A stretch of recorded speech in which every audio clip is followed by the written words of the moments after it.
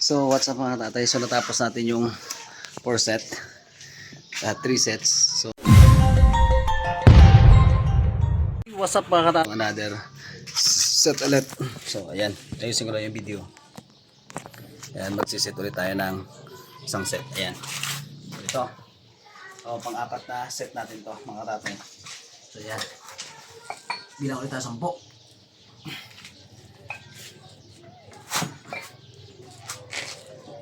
1,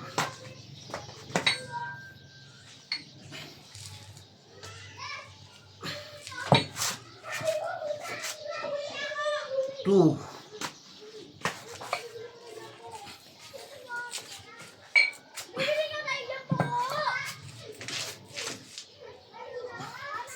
3,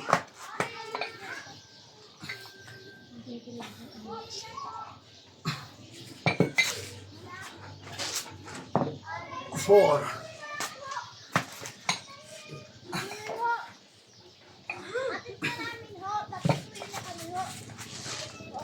5,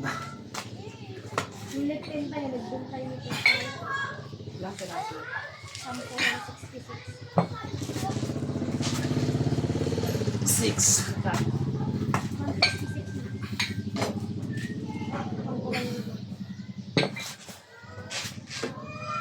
7,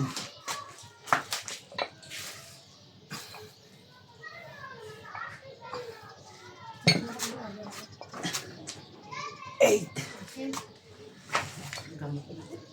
Patay mo daw muna, ibigay mo doon kayo, dumulat ka kay ano. 9, last one.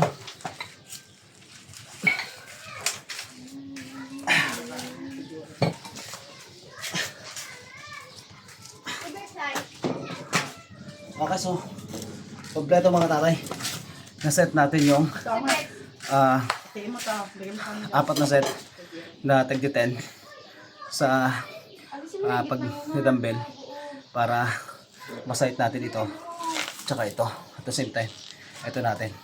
Pansinin nyo kung workout lang at magpapawis para doon sa mga beginner, kahit wala tayong equipment, hindi tayo pumupunta ng gym, kaya natin magpapawis. Pansinin nyo pawis ko, tumutulo na sobra talaga magpapawis. So dito lang muna tayo ngayon sa kubo. Hindi ko pa nakompleto yung aking gym equipment, pero masabi ko solid kasi ang pawis lumalabas. Tignan nyo naman, pag nagpi-flex ka, taramdam mo na may magandang result yung workout na ginawa natin. So sobrang solid. So sa mga beginner na katatay na katulad ko na gusto rin ma-exercise ang katawan at the same time hindi na kailangan gumastos at pumunta ng gym, ito lang gawin nyo. Thank you. Gusto mo rin.